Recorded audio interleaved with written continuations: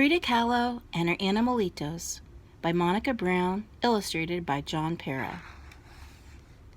This is the story of a little girl named Frida, who grew up to be one of the most famous painters of all time. Frida was special. This is also the story of 2 monkeys, a parrot, 3 dogs, 2 turkeys, an eagle, a black cat, and a fawn. They were Frida's pets, and they were special too. Frida had a parrot named Bonito, and like her parrot, Frida was colorful. She liked to wear bold shades that celebrated indigenous Mexico and her own heritage. She lived in a house the color of a parrot's bright blue feather, La Casa Azul, where she grew up with her mom, dad, and sisters. Frida had a pet fawn named Granizo, and like her fawn, Frida had watchful, beautiful eyes. When Frida closed her eyes, she remembered her life as a little girl. Frida was always with her father, a photographer who taught her how to look at the world through curious eyes. Frida and her father would walk to the park to collect bugs to look at under a microscope. Frida's father also taught her how to paint finishing touches on his photographs. Frida loved the small brushes and beautiful colors. Frida had a cat with black shiny fur, the same color as her long dark hair. Like a cat, Frida was playful. But as a child, Frida couldn't always play. When Frida was 6, she got very sick. She was in bed for a long time. But little Frida didn't get sad or bored. Instead, she used her breath to make mist on the window, and then she drew a door with her finger. Frida used her big imagination and curious eyes to walk out the door with a magic friend, a little girl who danced and played like a kitten. Frida was independent like a cat. Frida's sickness left one of her legs different from the other, and children made fun of her. But this didn't stop Frida from skating and riding bikes and rowing on the lakes of Chapultepec Park so that her leg could get stronger. Frida was not afraid to do things other little girls didn't usually do. She wore overalls and boxed and wrestled. Frida had 2 spider monkeys, Fulane Chain and Camito del Gallabal. Like her monkeys, Frida could be mischievous, even when she was a teenager.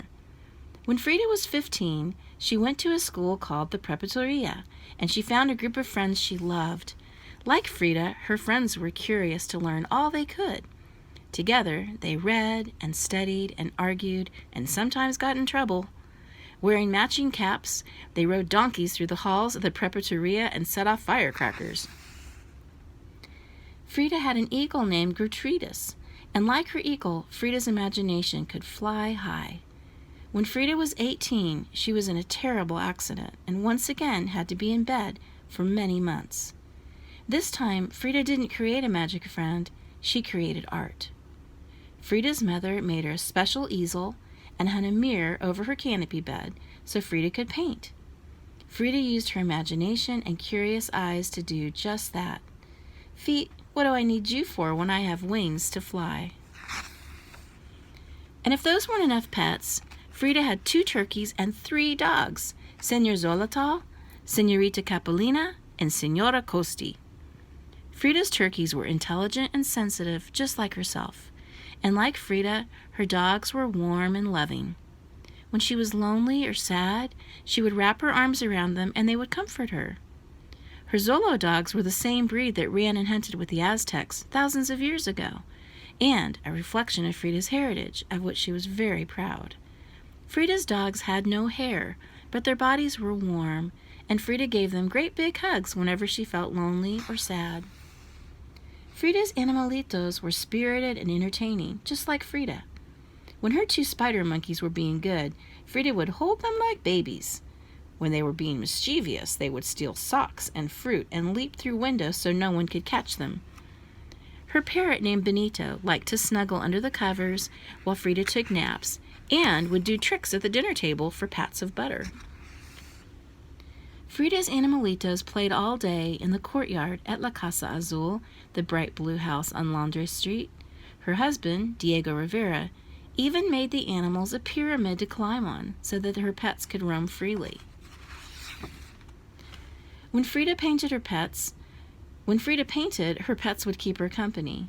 and Frida painted all the time, while the birds sang, the dogs barked, and the turkeys danced in the garden. Frida's animals were her children, her friends, her inspiration. Frida painted when she was sick and hurting, and Frida painted when she was happy. She also painted when Diego was gone and she was sad.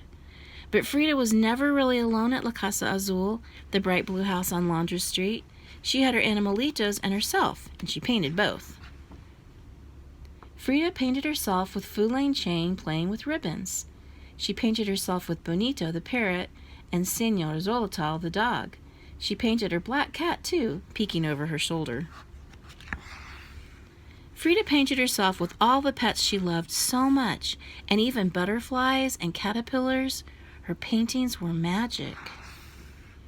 And today, if you visit La Casa Azul in Coyoacan, just outside of Mexico City, you might hear the sound of a bird or see a black cat jump up from the pyramid that sits in the courtyard of the bright blue house on Laundry Street, where Frida and her animalitos lived so many years ago.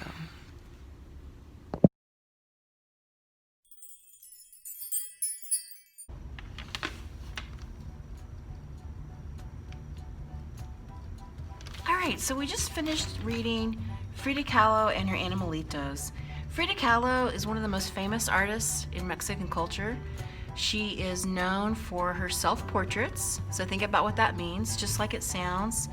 We know what a portrait is, and self, that means she does portraits of herself. And she does a lot of details that you recognize. They're very identifiable because when you see a portrait or painting that Frida Kahlo did, you recognize things about her. She wore traditional jewelry, she wore her hair in kind of an old, for the time, kind of an old-fashioned style where she liked to braid it and wrap braids on her head, a very traditional style. She wore clothing of indigenous people in her area. She liked long skirts and things that were heavily embroidered, lots of jewelry. So those were the things that made it identifiable. When you see her portraits, you recognize that it's her. So today we're going to work on a self-portrait. And for supplies, we just have white copy paper, and I'm using a graphite, big chunk of graphite. You can use a pencil if you want. But let's think now the difference between the portraits that we're doing today and the portraits that we did last month. Last month we were doing portraits in the style of Pablo Picasso. He was considered a Cubist artist. He got to break the rules. We talked about how people could have purple and green hair, and they could have geometric shapes on their face. The proportions could be off. You could have a nose that went from your forehead all the way down almost to your chin. But today we're going to try to do realistic portraits, and if we're talking about self-portraits, I think the main thing is you want to think about if you showed this to someone, they would recognize that it's you. It doesn't have to be flattering, it doesn't have to make you look good, it just has to resemble you. So think about that first of all. What are the things that make you look like you? Do you have glasses? Do you have freckles? What kind of a nose do you have? You look at yourself in the mirror every day when you brush your teeth probably.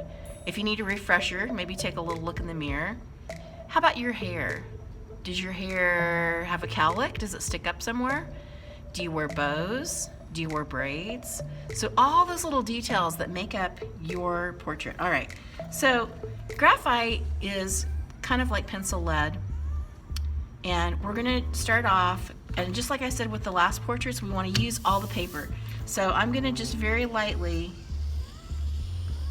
draw an outline of my head. I'm trying to draw a self-portrait too. Okay, so I always save the hair and kind of do that later. The first thing I'm gonna start is my nose.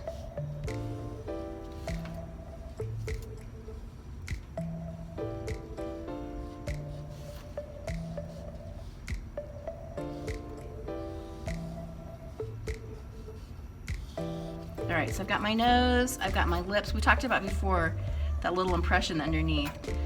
We're just using graphite, so we don't have to worry about color right now. All right, how about my eyebrows? I have pretty dark eyebrows. If you're blonde, your eyebrows might be very light. All right, and now your eyes.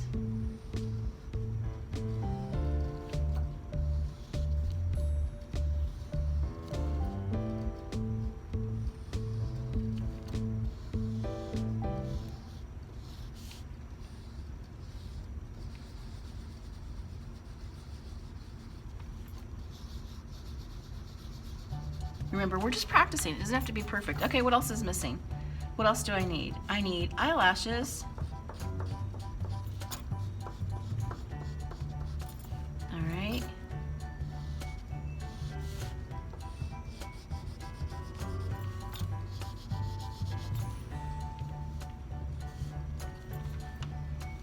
All right, let's see what else. Some cheeks. Now, I don't think my chin is actually that big, but for today, we'll leave it. It's cool. Okay, now I'm gonna do my hair. I have a part on the side. Oh, I forgot ears. Get the ears.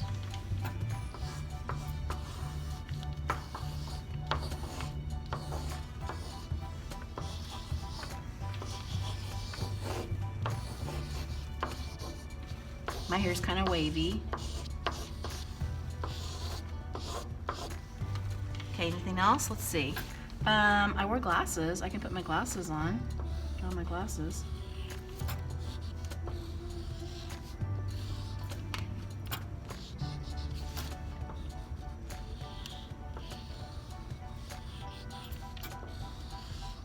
Okay, and don't forget the glasses have that little thing that goes behind your ear. Okay, what else? I have a few freckles, I think. I had lots of freckles when I was little. I have a few now. Okay, you get the idea. But remember, you're gonna try to add all those little details that make it look like you. So if you have a bow, or if you have a little part of your hair that sticks up, be sure and put all those in. Because the idea is that when you show this to someone, they're gonna say, oh, that's you. They're gonna recognize you. All right, so have fun doing your self-portraits and good luck.